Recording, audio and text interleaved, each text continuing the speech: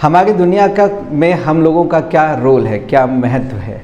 जब दुनिया भर की सरकारें आतताई हों, जब पूरी दुनिया में सरकार, राजनीति, राजनेता, व्यापार अपने अपनी व्याख्याओं के साथ अपने अपने अतिरेक में लगा हुआ हो, उस वक्त दुनिया की सबसे बड़ी आबादी मिडिल क्लास, जो अपने इनकम से, अपनी मेहनत से या तो उन लोगों के लिए काम कर रही है जो टॉप 1% हैं, उनके सपनों को पूरा कर रही है, उनके इरादों को पूरा कर रही है, या फिर उन लोगों के लिए दान और कर रही है जो गरीब तबके के लोग हैं, जो अपनी आमदनी से, अपनी इनकम से अपना घर भी नहीं चला पा रहे हैं।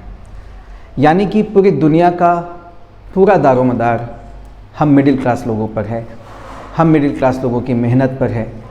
पर क्या हमारी मेहनत का सदुपयोग हो रहा है?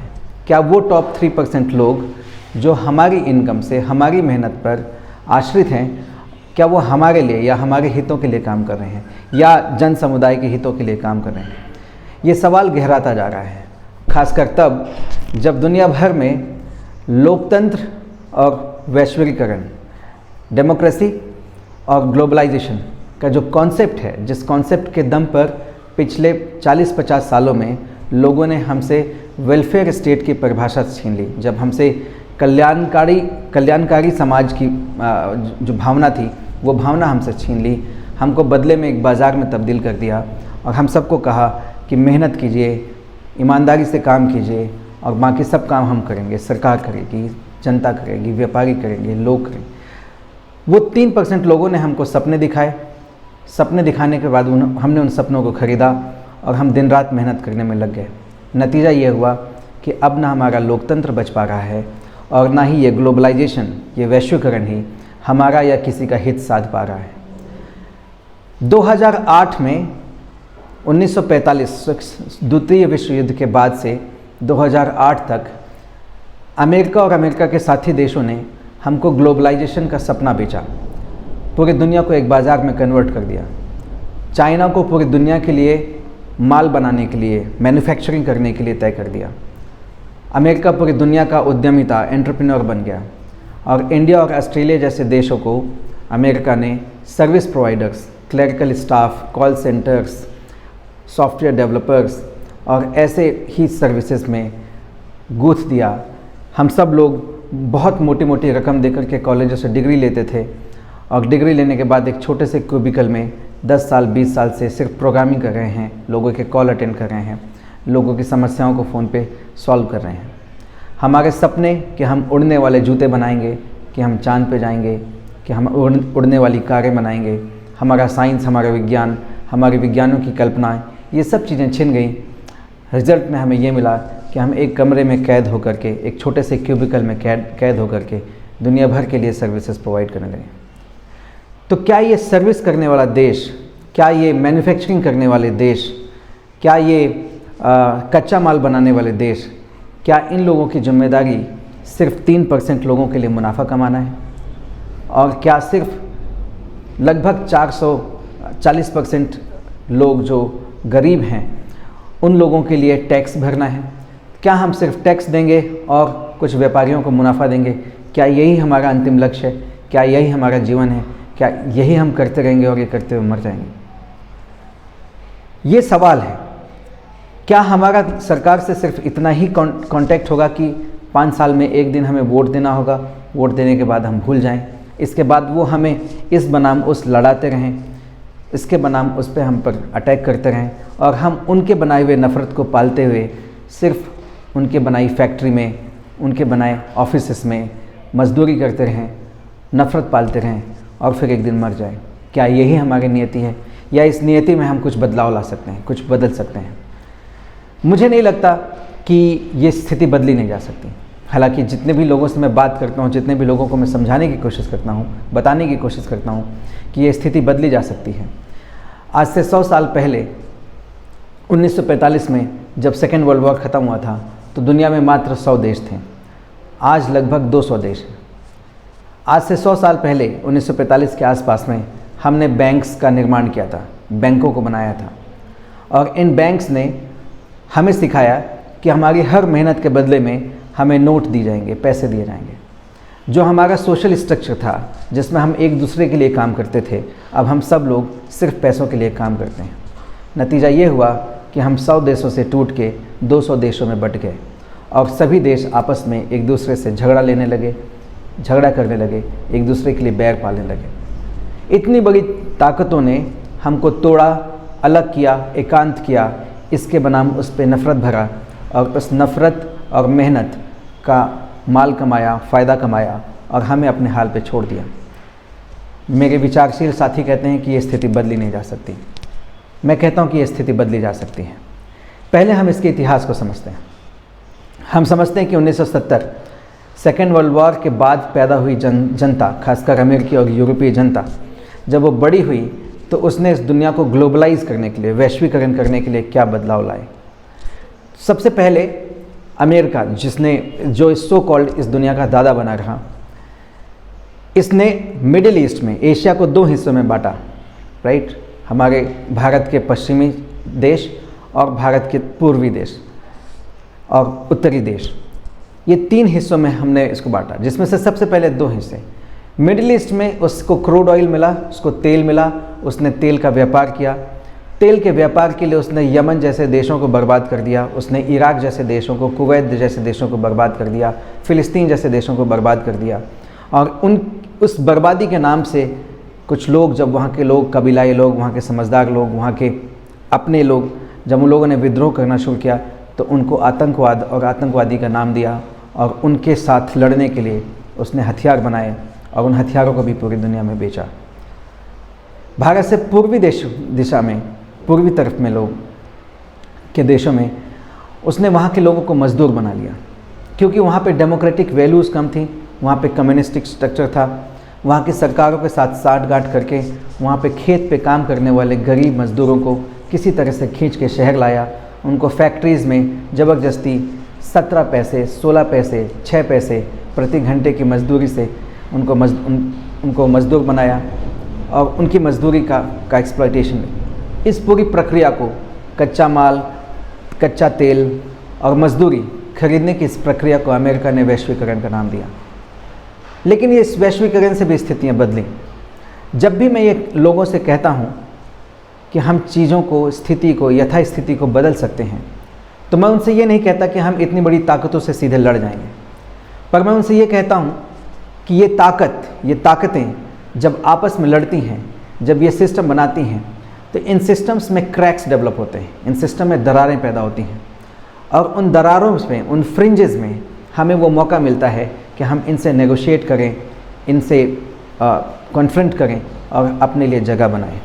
पिछले 5000 सालों में अगर आज हम डेमोक्रेसी बना पाए हैं, अगर आज हम ये तय कर पाएँ कि हमारे वोट से सरकारें बनेंगी, हमारे वोट से सरकारें बिगड़ेंगी, अगर आज हम ये तय कर पाए हैं कि हमारे देश की सरकार लिखित तौर पर कहेंगी कि जीना हमारा अधिकार है, पढ़ना हमारा अधिकार है, खाना खाना हमारा अधिकार है, इस पर किसी सरकार का, किसी व्यापारी का, किसी सामंतवादी का, किसी राजा का अकेले का बस नहीं चलेगा, ये सब हमारा अधिकार है और सरकारों को ये सब चीज़ें हमें देनी पड़ेंगी। Right to information, right to education, right to live, right to vote, ये सारी चीज़ें हमने जीती हैं। 5000 सालों के संघर्ष, लगातार संघर्ष से जीता है और ये तभी जीता है जब इन शक्तियों के बनाए सिस्टम में दरार बनी है और उन दरारों में हम जनता ने, हम लोगों ने, हम मजलूमों ने अपनी जगह बनाई है। फिर से ये समय आ रहा है, फिर से ये जगह बन रही है। इन जगह में फिर से आप ऐसी चीज़ें बना सकते हैं, डेवलप कर सकते हैं। वहीं पर मैं आपका ध्यान खींचना चाहता हूँ। ऑटोमोबाइल जनरेशन्स ने, ऑटोमोबाइल की वजह से जब दुनिया में कच्चे तेल की मांग बढ़ी, ठीक उसी वक्त कंप्यूटर्स और कंप्यूटिंग टेक्नोलॉजी की मदद से सिलिकॉन और सिलिकॉन चिप और इंटीग्रेटेड सर्किट्स चिप्स की भी दुनिया में मांग बढ़ी। भारत के पश्चिमी देशों से कच्चा माल खरीदने की होड़ शुरू हुई, dollar diplomacy, dollar versus oil की डिप्लोमेसी शुरू हुई। वहीं पर भारत के पूर्वी देशों में Indonesia, Singapore, Malaysia, south Korea, north Korea, Japan और चाइना, इन देशों में हम लोगों ने, अमेरिकन्स ने मज़दूरों की तलाश की और उन मज़दूरों से सिलिकॉन चिप बनाने की, सिलिकॉन चिप की मैन्युफैक्चरिंग की होड़ लगाई और ये 2 तरह का कंपटीशन भारत के ऊपर नीचे, दाएं बाएं लगातार चलता रहा। और इस स्थिति में अमेरिका ने पूरे एशिया में कुछ बहुत बड़ी तब्दीलियां की। उसने अफ्रीका से कच्चा माल, कोयला, लावा, अभ्रक, मिनरल्स और भी बहुत सारे मिनरल्स, सोना, इन सब चीज़ों की लूट मचाई, इन सब चीज़ों को लूटा, खरीदा और दुनिया भर में बेचा। मिडिल ईस्ट से उसने क्रूड ऑयल खरीदे और बेचे, और वहीं पर पूरे के पूरे ईस्टर्न एशिया को उसने हाई टेक फैक्ट्रीज़ में काम करने के लिए लेबर्स के रूप में कन्वर्ट कर दिया। ठीक इसी ड्यूरेशन में उसने इंडिया और ऑस्ट्रेलिया जैसी कंट्रीज़ पर बीपीओज़ और सॉफ्टवेयर आईटीज़ कंपनीज़ को बनाना शुरू किया, और इस तरह से उसने एशिया और अफ्रीका को ग्लोबलाइजेशन के झूठे सपने दिखा करके अपने एंटरप्रेन्योर्स के लिए लेबर्स और रॉ मटेरियल्स, मैन, मशीन और मटेरियल्स के रूप में कन्वर्ट कर दिया। So now entire Asia and entire Africa and part of Australia, entire Australia has become the man, the machine and the material for the entrepreneurs of USA, and this things has started changing. इसकी वजह से इस दुनिया की political economy और political trade systems बदल गए। पूरा का पूरा अफ्रीका और पूरा का पूरा मिडिल ईस्ट थियोक्रेटिक ऑटोक्रेसी में बदल गया। मतलब वो लोग जहाँ पर इस्लाम या इस्लाम के कानून के आधार पर कुछ राजकुमार, कुछ शेख लोगों ने शासन किया और वहाँ की जनता को, वहाँ की मजलूमों को क्रूड ऑयल और बाकी कच्चे माल के खोदने और खदानों में फंसाए रखा, और उन शेखों ने लगातार अमेरिका और अमेरिकी दोस्तों, अमेरिका देश के दोस्तों के इशारों पर वहाँ के शेखों ने क्रूड ऑयल का व्यापार किया, जिसको हम डॉलर डिप्लोमेसी के नाम से जानते हैं।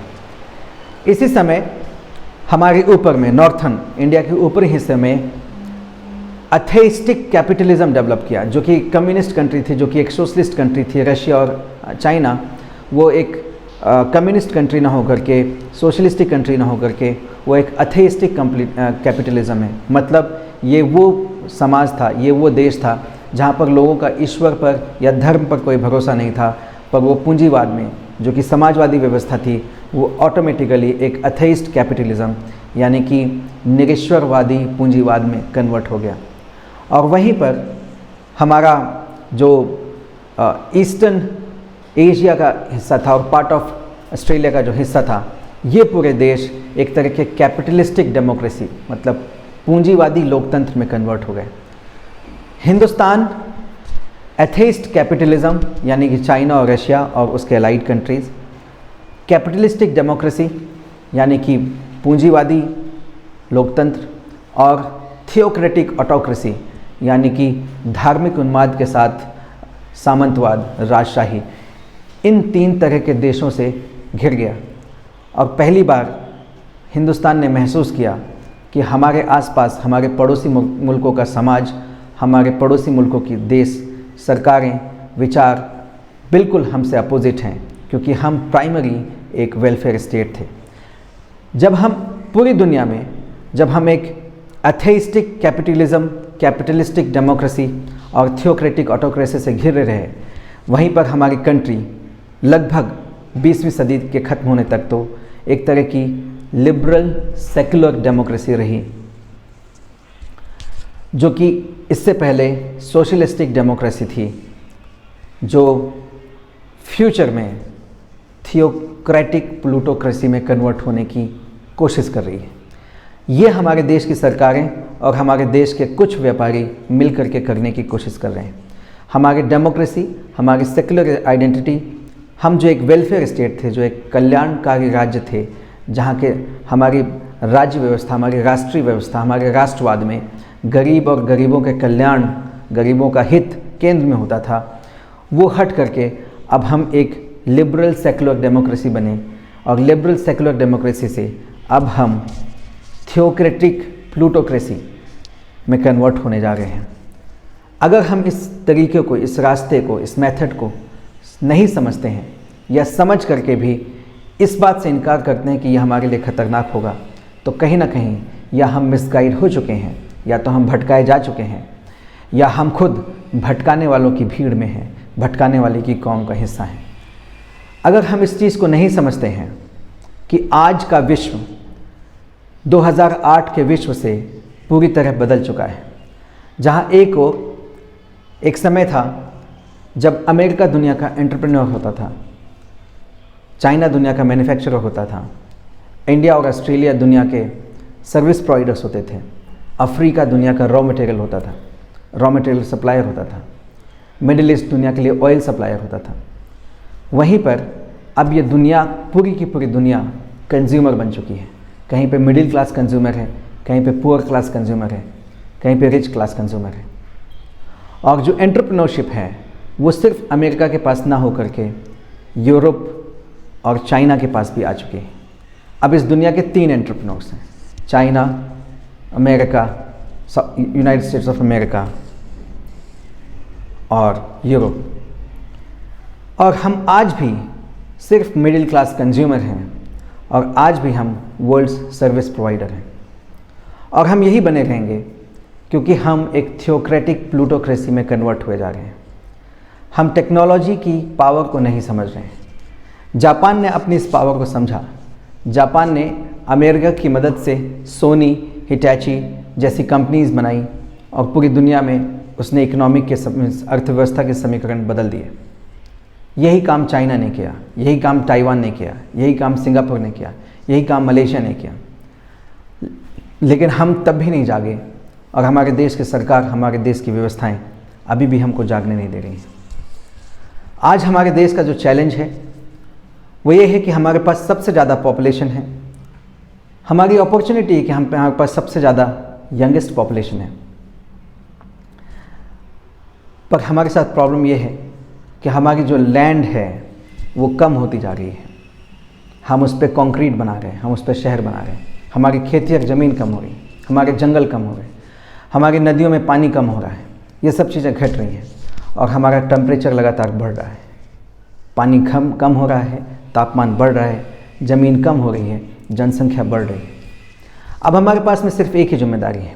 जो हमारा यंगेस्ट पॉपुलेशन है, 100 करोड़ के लगभग जो हमारी पॉपुलेशन है, वो 15 साल से 35 साल की उम्र के बीच की है। अगर हम इस पॉपुलेशन को सही दिशा दिखा पाए, सही चिंताओं में, सही विवेचनाओं में इनको बुला पाए, इनके अंदर में सही विवेक, सही ज्ञान पैदा कर पाए, तो ये धार्मिक उन्माद, ये अतिवाद, इन सब चीज़ों को छोड़कर ये आपके और हमारे लिए एक अच्छा, सदृढ़, सुलभ, सुजग और सृजन करने वाले देश के रूप में कन्वर्ट करेंगे। मैंने इस प्रॉब्लम को आपके सामने इसलिए रखा है क्योंकि मुझे विश्वास है कि हम सब लोग सिर्फ 3% टॉप पॉपुलेशन के मुनाफे के लिए और 40% बॉटम पॉपुलेशन के कल्याण के लिए टैक्स भरने और मुनाफा कमाने के लिए ही अपनी शरीर, अपनी बुद्धि, अपनी ताकत को बर्बाद नहीं करेंगे। मुझे ऐसा लगता है कि हम अपने लोकतंत्र, अपने देश, अपने विचार, अपनी अभिव्यक्ति, अपने लोग, अपना समाज, अपनी दुनिया के लिए सकारात्मक लोगों की जनसंख्या में इजाफा करने में अपना योगदान देंगे। अगर आप मेरी इस बात से सहमत हैं तो मेरे साथ जुड़ें। अगर आपको लगता है कि मैं बात गलत कह रहा हूँ तो please ignore it. Thank you very much.